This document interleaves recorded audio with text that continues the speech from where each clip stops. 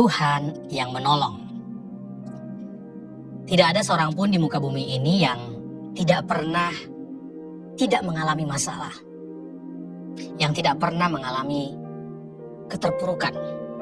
Semuanya pasti pernah mengalaminya. Saat beban berat datang menghampiri kita, banyak yang kehilangan arah, yang kebingungan, yang stres, putus asa, seakan-akan tidak ada lagi jalan keluar. Dan tidak sedikit di antara kita yang mencari jalan keluar lewat hal-hal duniawi yang menurut kita sesuai. Ada yang mengandalkan kekuatan sendiri, dan tidak sedikit yang mencari solusi dari orang pintar. Tapi Alkitab jelas-jelas mengarahkan kita kepada jawaban satu-satunya bagi permasalahan kita.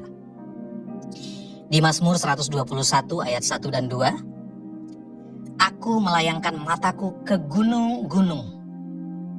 Dari manakah datangnya pertolonganku? Pertolonganku ialah dari Tuhan yang menjadikan langit dan bumi. Allah yang menjadikan langit dan bumi. Segala sesuatu diciptakannya. Kalau mau dibandingkan sih, apalah artinya permasalahan hidup kita? Bahkan di tengah-tengah saat kita tidak merasa, tidak sadar kalau sebenarnya kita sudah terlalu jauh masuk dalam permasalahan, Tuhan gak pernah tinggalkan kita. Tuhan gak pernah tinggal diam. Di Mazmur 40 ayat 3 dan 4 dituliskan, ia mengangkat aku dari lubang kebinasaan, dari lumpur rawa. Ia menempatkan kakiku di atas bukit batu, menetapkan langkahku.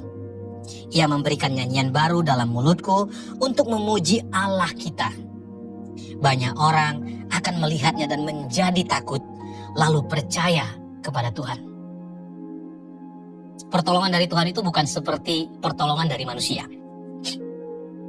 Manusia mungkin menolong kita dari satu atau dua langkah. Misalnya, kita butuh pengobatan, kita butuh bantuan perobatan. Mungkin ada saudara keluarga kita yang membantu kita dalam hal finansial, dalam perobatan. Tapi setelahnya, kita akan berjuang dengan hidup sehat, dengan olahraga, dengan mengubah pola hidup, dan kemudian melanjutkan perobatan sampai akhirnya kita sehat.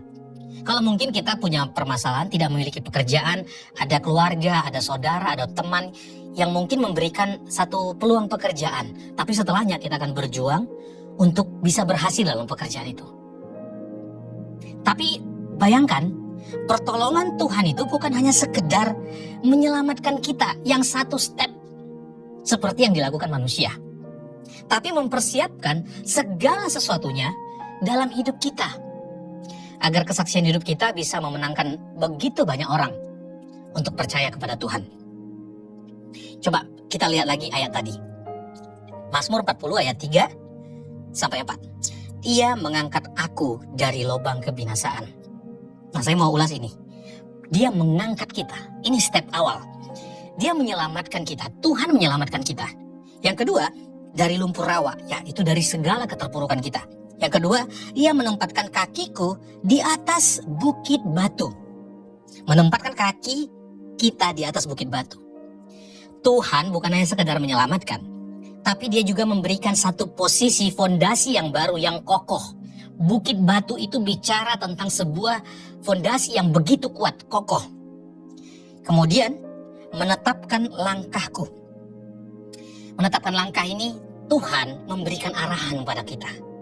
Tuhan membuka pintu-pintu bagi kita, peluang-peluang bagi kita. Ia memberikan nyanyian baru dalam mulutku untuk memuji Allah kita. Ini langkah di mana Tuhan memberikan hikmat, memberikan pengetahuan yang membuat kita bisa berhasil kemanapun kita melangkah. Sehingga di ujung ayat dikatakan banyak orang akan melihatnya dan menjadi takut, lalu percaya kepada Tuhan. Pertolongan dari Tuhan itu tidak setengah-setengah.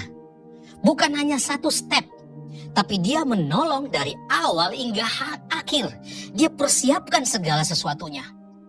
Dia letakkan mulai dari keselamatan, Dia menempatkan kita di posisi yang baru, yang lebih kokoh. Dia memperlengkapi kita, membuka pintu-pintu peluang bagi kita. Kemudian dia memberikan segala pengetahuan untuk kita bisa melangkah maju dengan segala kondisi yang terbaik, yang sesuai dengan firman Tuhan. Dan dari semuanya itu kehidupan kita menjadi sebuah kesaksian bagi orang lain. Dan begitu banyak orang yang diselamatkan. Saudara, hari ini saya dan Anda ada di sini menyaksikan tayangan ini, menjalani kehidupan kita saat ini. Semuanya itu karena pertolongan Tuhan. Tidak ada yang lain, bukan kekuatan kita, bukan kekuatan orang lain, tapi Tuhan. Hari ini saya masih hidup dan berulang kali luput dari maut, semua karena pertolongan Tuhan. Tuhan yang kita sembah di dalam roh dan kebenaran. Ada begitu banyak orang-orang yang sudah merasakan pertolongan Tuhan. Kehidupan mereka berubah dan Tuhan menunjukkan kekuatannya melalui kehidupan mereka.